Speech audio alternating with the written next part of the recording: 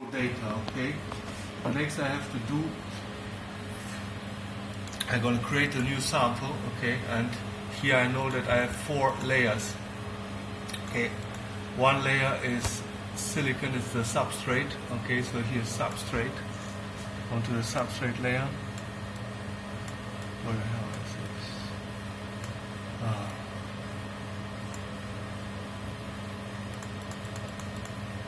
So substrate, silicon density. Next, okay, we haven't removed the oxide, the native oxide, so I will have a little bit of silicon dioxide.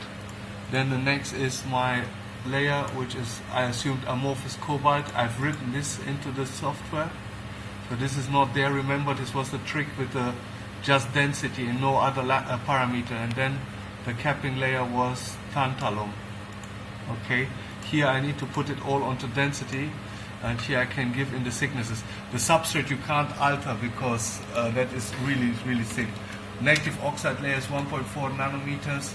This we'll just assume is, I don't know, let's say 4 nanometers, and this is 5 nanometers. We can give a rough thickness. I say 0.3 is a good point to start with. You can choose slightly higher or lower, doesn't matter. We're gonna save that as 0.05 in case that we make a mistake. Okay, so let's save this. Okay, so next thing, we need to create a simulation curve. Okay, to do this we need to set here in the simulation parameter 0, start scan at 0.5, go to 5 degrees, scan 500 points. You can leave this. Okay, it shows you how rough the step size will be, and don't use the instrument. Okay, so that is the first thing, and then you go to here, simulation, and will create you the simulation curve. Okay, so this is the first thing. Right, so next you go back to folder, and then you get transformation. One is the operative curve, which is your measurement curve. The other is the simulated curve. Okay, you just need a single graph. Then the transformation, auto transform, XY adjust, correct, horizontal no. Here maximum transform on the vertical. That means it will align this with this value up here. Okay, and when you are ready, create fit curve. It will appear here new one, which is a very rough fit curve, completely wrong obviously, but we'll have to work on this. Okay, the best on the fit curve is now to work on 3.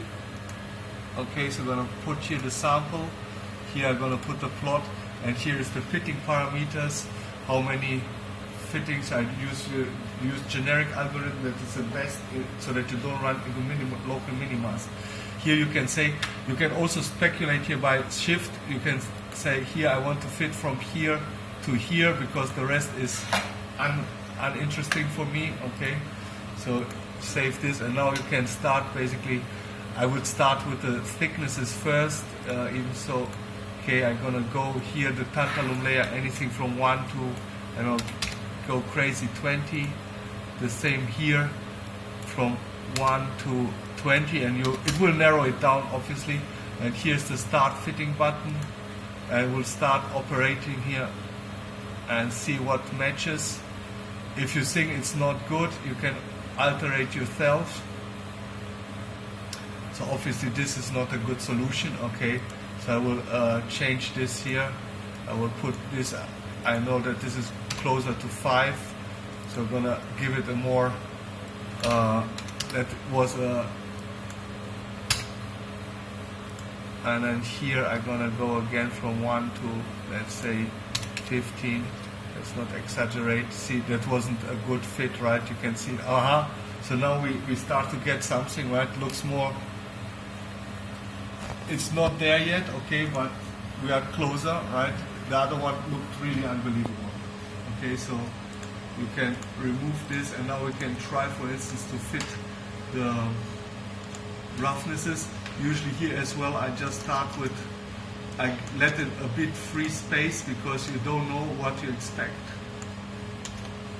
Okay, the same here, and then just like see whether, I mean, you think what it's doing seems reasonable or not. If you don't trust it, you don't have to accept it, right? So you have seen why I judged the other one unacceptable, because in order to minimize chi-squared, it increases the roughness very high, and then it doesn't seem these other two undulations here. It's just that it wants to minimize chi-squared. So the high values are probably here, and you could, for instance, if you don't trust them, you can automatically remove it. Thickness, roughnesses are usually also transferred. If the lowest layer is rough, then the other ones will be as well. So what you can do is you can, for instance, go a little bit less. Here you have manual motion, right? So you can try to manually decrease slightly and see if, for instance, this peak reappears.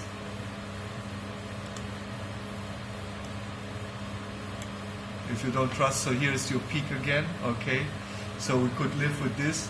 So I'm gonna go back into here maybe and try again now on smaller scale, because we are not too far off, we know that, right?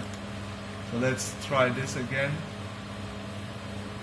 Okay, if it doesn't do, then we can try also to simulate maybe the silicon dioxide, okay, because maybe that has been also slightly altered.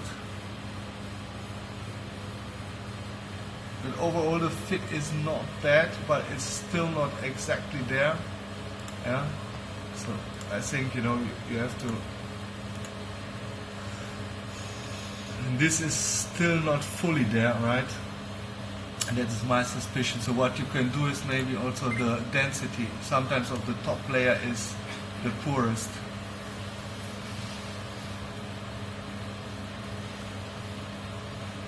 But on the density, you have to judge really here what's happening at the critical edge, whether an improvement is made. Again, it's a machine, right? It's stupid. It just wants to minimize chi-squared, the difference between fit and data, and it does so by altering even unphysical things. So if the improvement is not here, I wouldn't trust the fit for the density too much. Okay, so if you think maybe it is correct, then you can give it one more time a try and see what it's doing. So it is not bad after all, right? So as I said, the major features are there, right? The bump here, the bump there. Probably one of the layer is considered too thin. I suspect the tantalum. The reason being that we have seen the previous plot, and that was closer to 5 nanometers.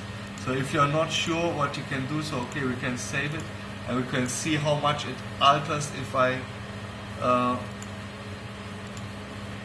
go, say, here to 6.